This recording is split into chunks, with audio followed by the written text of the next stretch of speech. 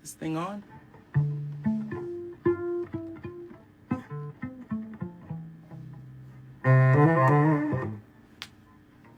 How are we doing?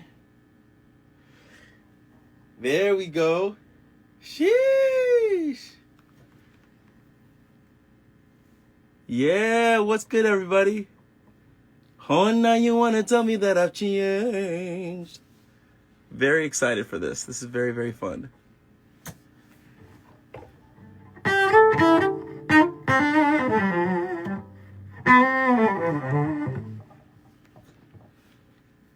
Ooh, hey, everybody. Okay. Omo Naija. Exactly. Omo Yoruba. What's good, everybody? Yo, the people are already here. What's good? What's good? Man, it is quite the day, everybody. I can't believe that we are here. This is crazy. This is unbelievable. This is exciting. It is something that honestly I never thought could happen for years, for a lot of different reasons. I could talk about it in the live, but it's just such an emotional, unbelievable, awe-inspiring day. And you guys have made this such a moment, truly, an absolute moment. And I'm not gonna cry. So, if you guys want to ask questions or anything, or I'm just gonna play. Oh, I'm so glad you guys like Dark Winter. That was so fun to even make and write and do. I wrote it with this girl named Alex Vickery, who's just such an unbelievable songwriter. And you know, I had the idea in early January, honestly.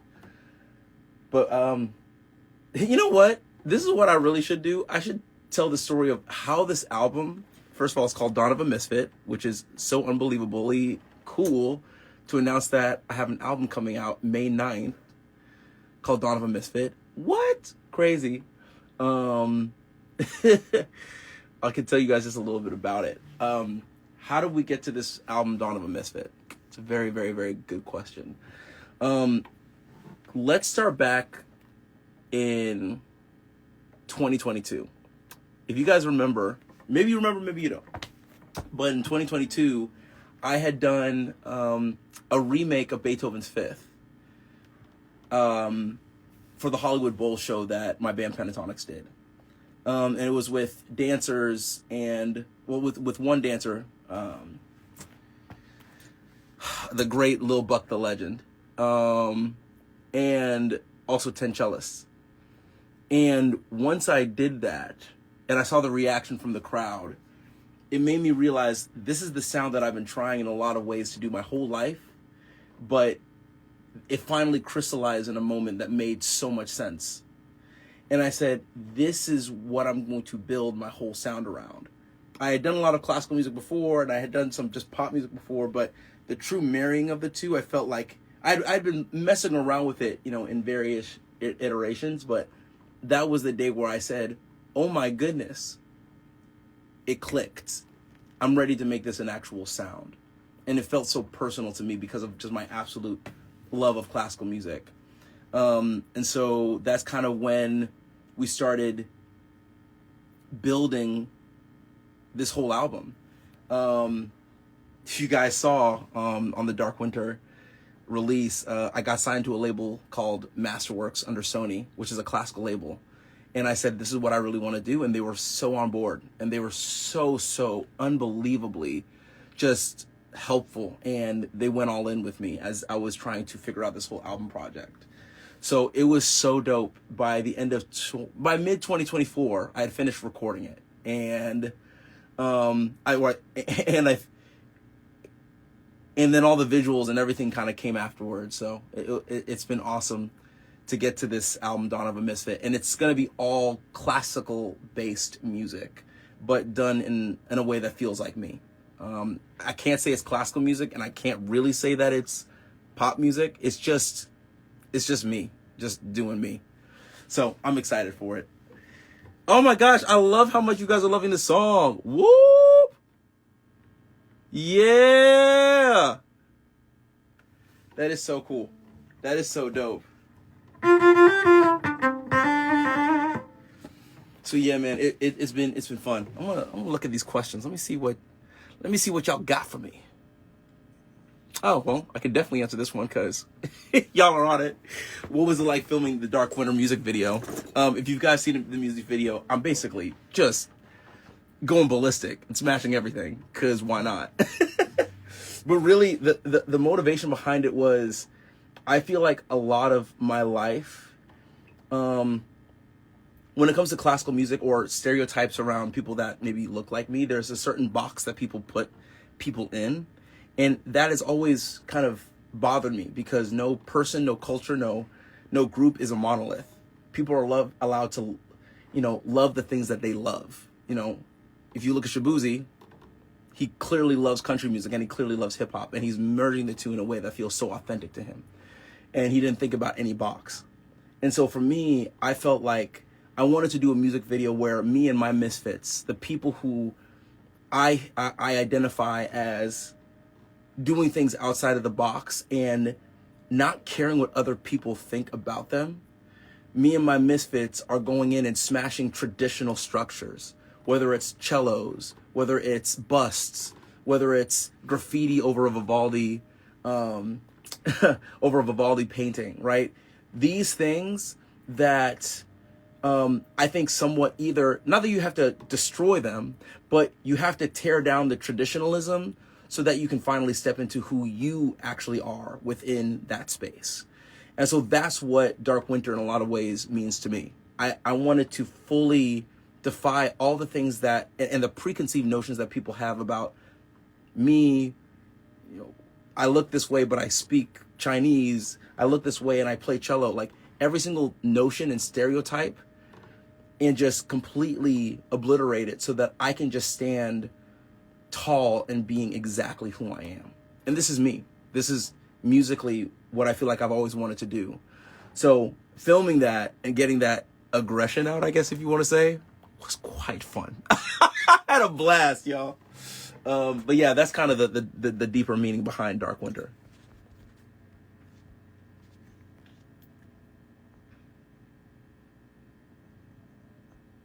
Oh, that's a good question. Does any of this signing with the label change anything with PTX? Not a single thing.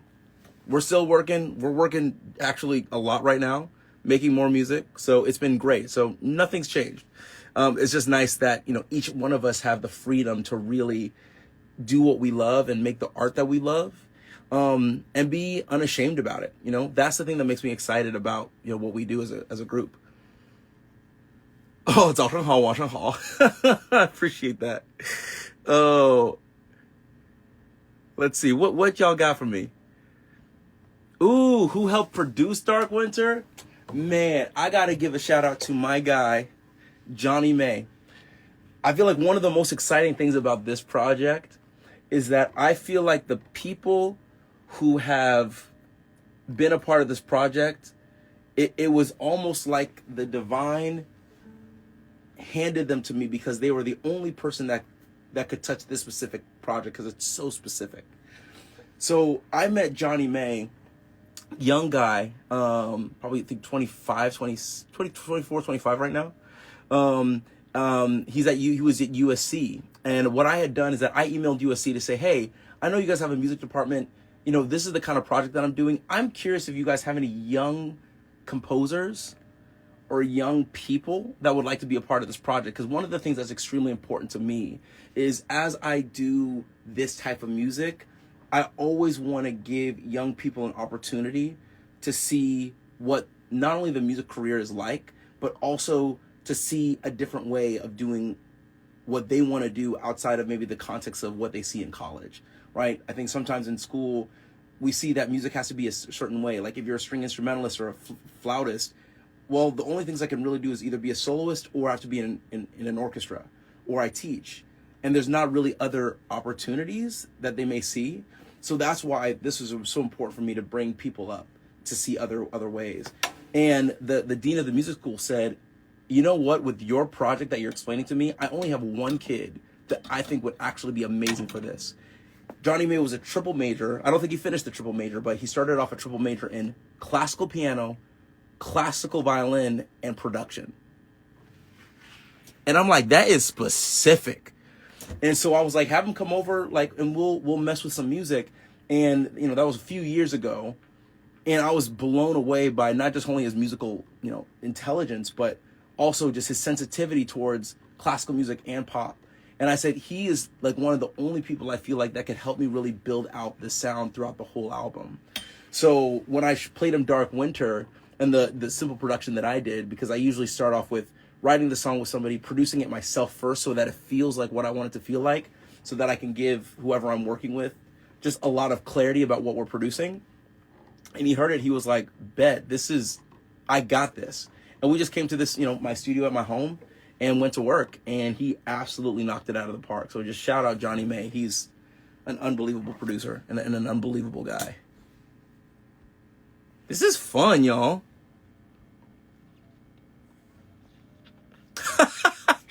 Did it hurt even just a little to smash the instruments? You know what? If I'm fully honest, it felt really, really good. It's like something that you know is taboo, or somebody, you know, in society told you that it's taboo, and you've always wanted to do that thing. It's like when your mom tells you, oh, you know, don't touch this thing. You're like, but can I touch that? You know what I mean? And so to be given the freedom to actually do that was cathartic. I'm going to be fully honest, like cathartic. And I remember even after finishing the music video and some other content, that night I woke up. I woke up in the middle of the night. It was like somebody tapped me on the shoulder and I go, oh my gosh, there's a metamorphosis happening within me. Like, I feel like I'm finally on the journey that I've always wanted to be on, and doing something like that where I'm smashing instruments and completely changing people's perceptions of who I am, what they think I do. You know, it was a turning point in my life that made me realize I'm cool to be exactly this person. And there's going to be people that like it. There's going to be people that don't. That's what one of my friends say. Some will, some won't. Some will, some won't. So what? Keep it moving. So I think that's a quote I'm living by now. Just do you, do what you're called to do, and know that it'll be for who it's supposed to be for, and for those it won't be for, that's perfectly okay. You know, that's the beauty of the diversity of music. So it was great to smash those instruments. Oh man. Ooh, this is a very, very good question. How did different classical periods influence your songwriting or production? That's a very, very good question. You know, I don't necessarily sometimes take it by the period. I do take it piece by piece. And I mean, there were some things where I tried so many different versions of production on a classical piece, but it just never could feel like me. You know what I mean? Because at the end of the day, I'm trying to bring the sound that I loved into my world. I'm, you know, and I want to revere and respect the piece, but I can't allow it to dictate my musical intuition. It's a part of my musical intuition, but it's also being kind of influenced by other things that I've now learned. So I don't want to be beholden to the piece just because somebody told me I'm supposed to. So I would just try to take the piece and I would just try to sing many different melodies that felt right to me. You know, if it was more open, for example, a piece that's probably more like whole notes, maybe I can do a lot more fast stuff on it, right? Or maybe it's slow singing that I'm really soaring on it, right? If it was a lot of fast, like if it was some stuff like that, then maybe I'm singing stuff that's a little bit more slow and methodical, but it allows the instrumentation to really shine, right? So I would just experiment until I feel like I found something that fit what I was trying to say and why I was trying to say it. That's a great question.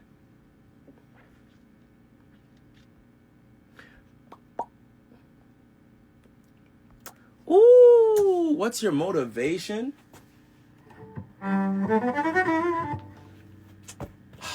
For this, I'll be fully honest. Like the motivation for me in making this music is that I think there are a lot of kids that have felt like, a lot of kids, a lot of young people, a lot of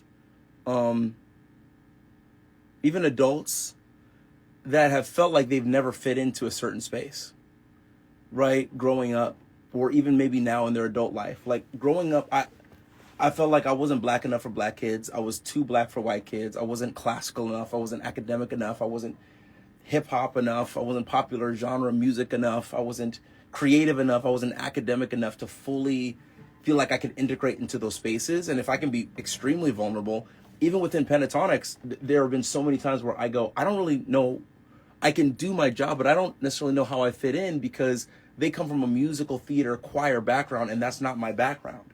So I go, you know, why am I here? Who am I? Like, if these are what the spaces are telling me I'm supposed to be like, because that's the culture of those spaces, then I'm not any of those things. There may be a couple of things I can relate to, but that's not me. So I feel like I've just spent many a years just crying out to God, being like, who am I? And after years of a lot of self-discovery and deep inner work, I finally realized that my whole job is to combine all the things that make me weird, combine all the things that are my quirks, and emit my own unique frequency. And let that unique frequency be the clarion call for others who have felt the same way. Because when you do that, you unapologetically step into being who you're supposed to be, which is a misfit. I feel like in all different contexts, we're all misfits in different ways, right? And to stand in that and be okay with that takes a lot of work, takes a lot of inner work. I don't know if you guys noticed at the end of the video, there is a tiger that you see at the very end. That tiger, to me, the reason I made that tiger, and you're going to see it throughout, is because to me, that's the symbol of the misfit. That's the symbol of somebody who, as a tiger, right? Tigers are loners compared to lions who, they have the lion pride telling them that they're great, the culture telling them that they're great. But tigers are also not only loners, but they're also funny enough stronger than lions. They could defeat a lion most likely in battle because of their size, their speed, and their dexterity.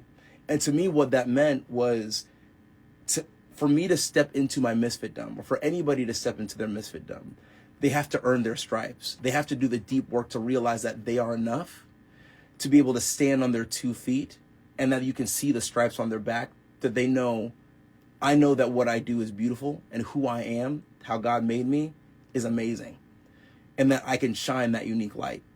So that's literally my motivation. All of that. I know it's pretty long, but I just want people to feel like their weirdness is their superpower. Their uniqueness is the thing that maybe they're actually supposed to lean on, because that's the thing that's going to bring something beautiful into the world, or into their world, their context, that might change the way people think and bring them to, a higher plane. So that's why. Now we know why, but why now? Why now? Because I think this is just the time that it was meant to come out. Like, I feel like if there's any artists out here, if there are other artists out here, please listen to this. I think in a lot of ways, you may feel like you're in the dark room for so many years. And people are telling you, wait, this music's not right. This music's not enough. Like, you're not really, like, you're not making great art. And I realized I'd gotten that for over a decade. And it's because I was developing. I was still developing. I was still working on this music. I was still trying to figure out how to make this something that felt like me, lyrically, musically, with my voice, so many things. And so that's why when, like, it finally all came together, it was the right time. And that I couldn't have rushed this process. Because if it came out earlier, it would have been half-baked and not potent. And I don't want that to be the case. So I think it was just the right time because it was the right time. That's it. Boom. Well, this is kind. Health and well-being check. How have you and the family been? Been great. My son's wonderful. Still crying through the night, but I gotta say, I have an amazing, amazing, amazing wife who I just owe so much of the grounding of our family to. She's the best person, and I'm so unbelievably lucky to that God put her in my life to be that we could be married together and have this life, because she really takes care of Kai and Christian in such a beautiful way, especially when I'm gone on tour. So family's good. Life is good. I've been in the gym. Yo, actually, it was so crazy. I recently went to the gym and I did 295 pounds for bench press, which never thought that was going to be possible for 6 reps. I was like, dang, that's crazy. So that was really cool. So life is good. I feel centered. I feel whole. And it's a good time. Really, really good time.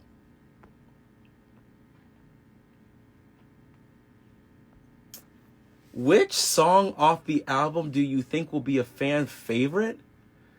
Sheesh. Well, let me say this. So this album is not going to be it's going to be a mixture of instrumentals and songs. 5 songs, 6 instrumentals. And my personal favorite, I have 2.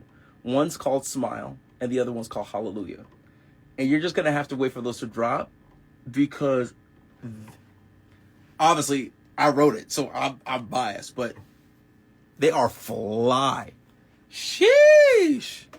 You know, some rapping here and there, lots of falsetto stuff. Like it's just fun. It's just fun. So those are my 2 that I cannot wait for y'all to hear.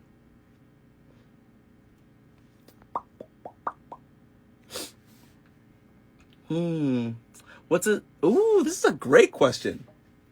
What's a behind the scene moment from creating this album that you think fans would find funny or surprising?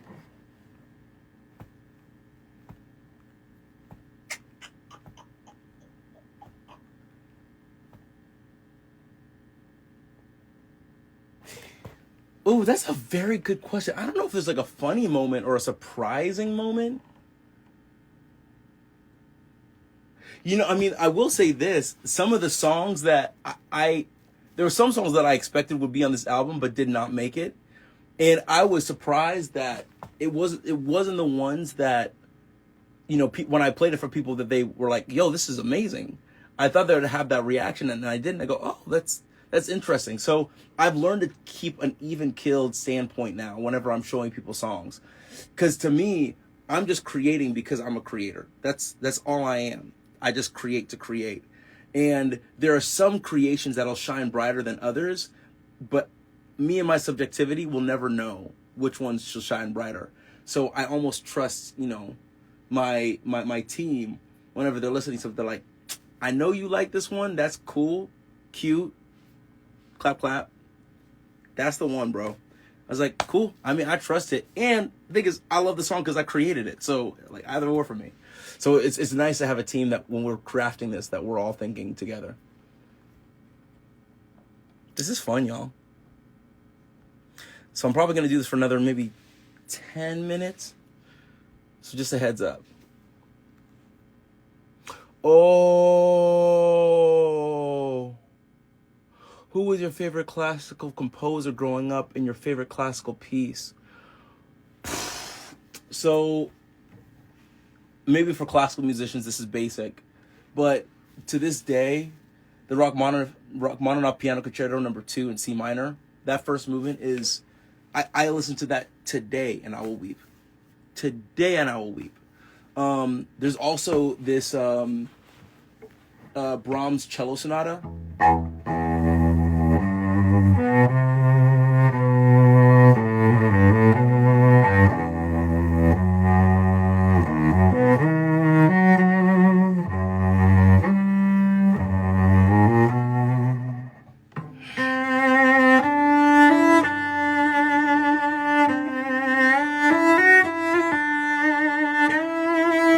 And then it keeps going on and on.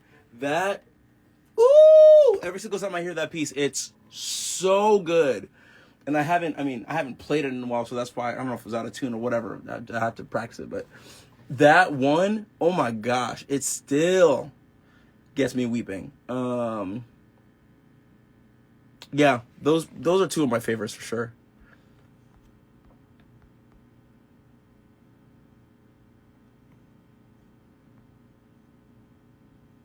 Huh. Will I ever do a Chinese song on an album? You know what? I need to, and I should. It's just not gonna be on this album yet. But definitely something to keep in the noggin. Dang, there are so many questions. This is amazing. Let me look.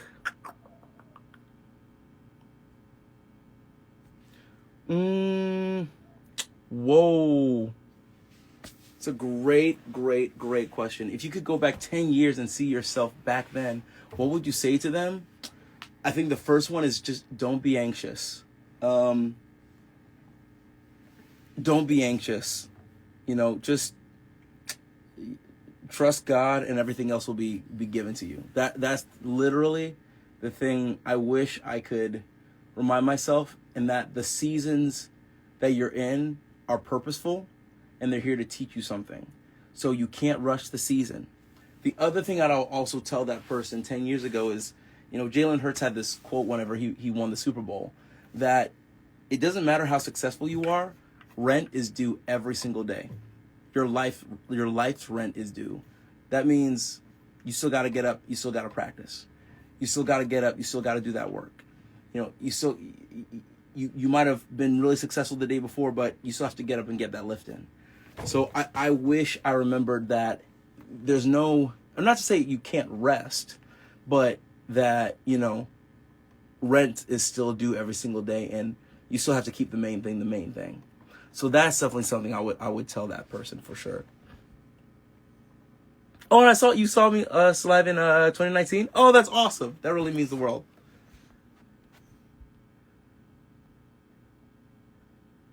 Let's see.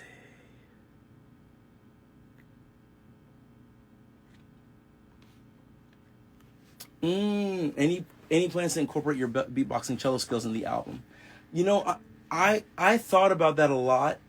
And for this album, the thing that I really wanted to do, just because I do love cello boxing, but I really wanted to say something outside of that. Like I understand that, I can, I can do all that, but what would it look like if I use the instrument to sing something soulfully?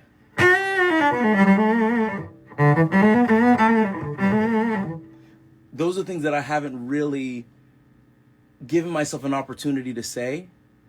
And so that's why, I really wanted to take the time to make sure I said that properly. I'll flip.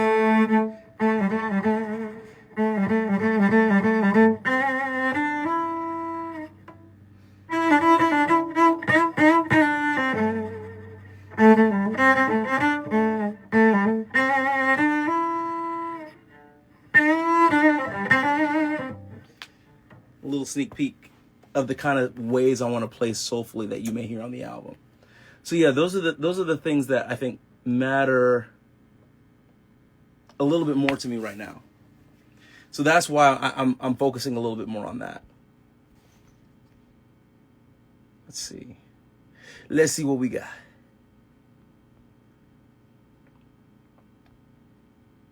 Ooh, will the album be available on CD and vinyl or just streaming? Streaming for sure. We may come out with a little physical package. We may. Ooh, this is a really, really great question. Is there any artist that I'd like to collaborate with? There's a guitarist named Marcin. Brother's incredible. He just did a collaboration with Will Smith. I'd love to do something with him. One of the types of projects I'd really love to do is where I take classical music my way, but work with artists from different genres and different territories. I'd love to do an Afro classical album where it's just Afrobeat and classical music, with, you know, my songs and also their, you know, and some of their artists over there, you know, dance classical, Latin classical. I'd love to do things like that because that's something that I feel like would be really, really fun and gets to my heart of trying to take a certain type of music and, you know, making it a little bit more widespread so that other people can hear. So that's something I've really thought about a lot. I don't think it happened anytime soon because there's so much stuff that I think I need to say personally first before I get there. But yeah, I definitely want to collaborate with artists from all over the world to make some really sweet music that I couldn't make by myself.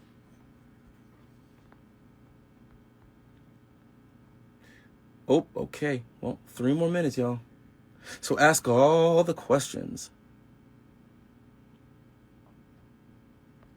Are you doing other classical music collaborations? For sure. There's actually a song that I wrote that's on this album based off Tchaikovsky. It's one of my favorites on this album, for sure. So I actually can't wait for you to hear that. It's good. It's really, really fun. Yeah, it's so good. Oh, that's a good question. I won't put this one up, but how did you find your style? That's a long question. I think the first thing is inspiration, right?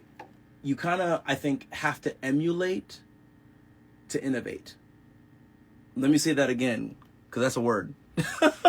You have to emulate to innovate. So like whenever I was just starting off, for example, even with the singing, I listened to a lot of like Sting, right? Like Shape of My Heart or Englishman in New York, right? Those songs meant so much to me. With the cello, I would emulate R&B artists that I used to absolutely love, right? Or like pop artists that I love, because I listened to their inflections, to the way they would sing and say, "Can I do that?" And then once I started to kind of get that lingo, you start to filter out what really feels right to you from the things that don't, and you start to keep those things. So I would say you need to emulate to innovate so that you can finally be exactly who you are and make something that feels new and interesting to you. So I'd always tell people, do that as you're trying to find your style. Oh, when is the album being released? It is May 9th, y'all. Crazy. Gonna be on all platforms. The pre-save is out right now, so if you wanted to go check that out, you can see the list of songs that are gonna be on there. It's gonna be fun, everybody. I'm gonna take one more question.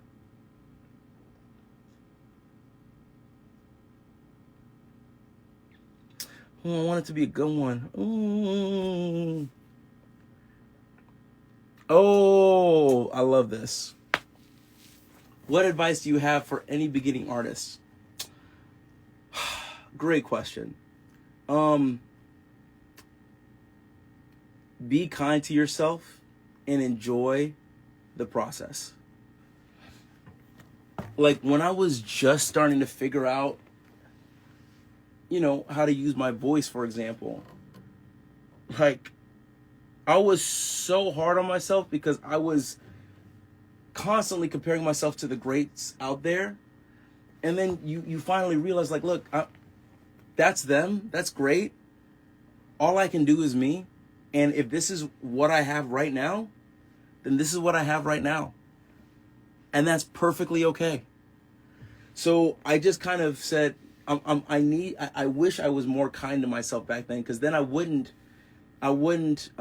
be afraid of trying to take the next step.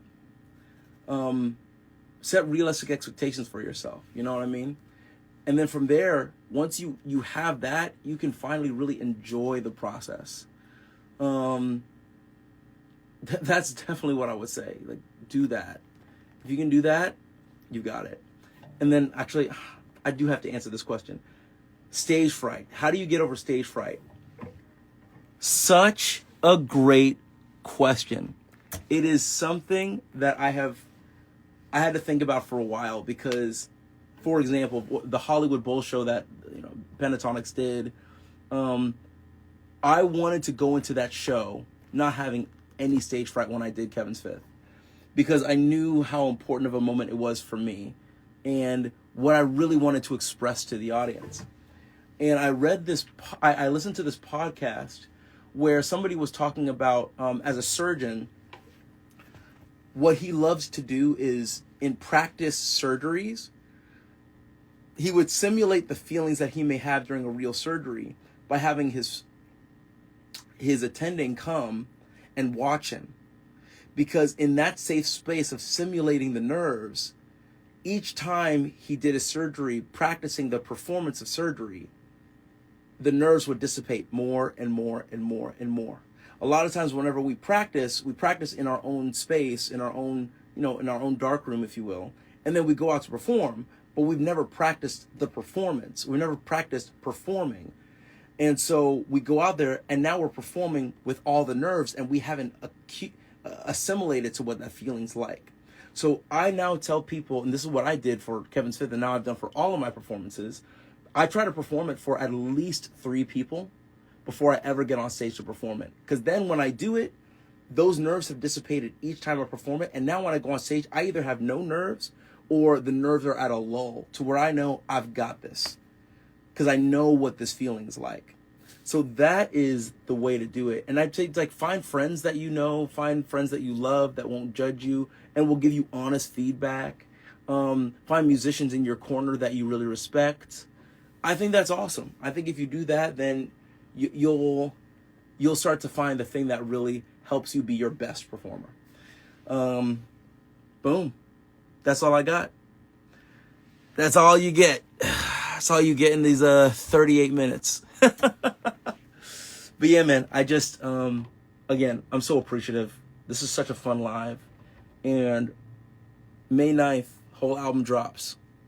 I'm so excited for you guys to hear Dawn of a Misfit. It's been a 17-year-long journey to get to this specific album. All the others before, the EPs, which I'm thankful for, just felt like predecessors to this moment. And I'm excited for you all to hear more as we start rolling out more content. So, you guys rock. Thank y'all so much. And I will talk to y'all soon. Peace.